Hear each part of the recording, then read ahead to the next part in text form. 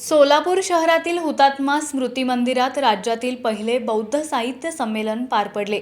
या साहित्य संमेलनासाठी महाराष्ट्रासह कर्नाटक, आंध्र आणि तेलंगणा राज्यातून मोठ्या संख्येने बौद्ध बांधव सामील झाले होते। एकूण 3 सत्रात या संमेलनाचे आयोजन करण्यात आले होते। यामध्ये पहिल्या सत्रात श्रीलंकेतून आलेले पूज्य भंते यश थेरो यांची धम्मदेसना, दुसऱ्या सत्रात विविध विषयांवर परिसंवाद, तर तिसऱ्या सत्रात भारतीय बौद्ध महासभेचे राष्ट्रीय अध्यक्ष डॉक्टर भीमराव आंबेडकर यांच्या मार्गदर्शनाचा कार्यक्रम झाला।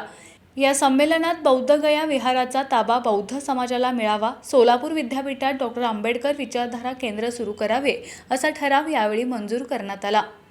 जगामध्ये आज जी अराजकता, अनागोंदी, अनैतिकता, भ्रष्टाचार मोकळलेला आहे, त्याला जर पायबंद घालायचा असेल तर बुद्ध विचारांची गरज आहे, धम्म आचरणाची गरज आहे, विज्ञान निष्ठतेची गरज आहे।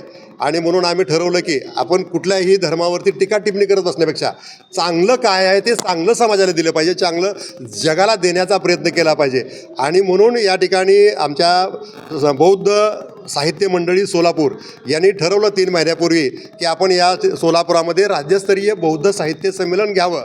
आणि आज हे मोठ्या उत्साहामध्ये दिमागदार पद्धतीनं तुम्हा सगळ्यांच्या या ठिकाणी सहकार्यानं हे बौद्ध साहित्य संमेलन राज्यस्तरावरचं या ठिकाणी संपन्न होतं आहे। आणि विशेष म्हणजे या साहित्य संमेलनाचं उद्घाटन श्रीलंकेहून भंते यश थेरोजी या ठिकाणी आलेले आहेत आणि त्यांच्या हस्ते या ठिकाणी या साहित्य संमेलनाचं उद्घाटन आम्ही या ठिकाणी संपन्न केलेलं आहे।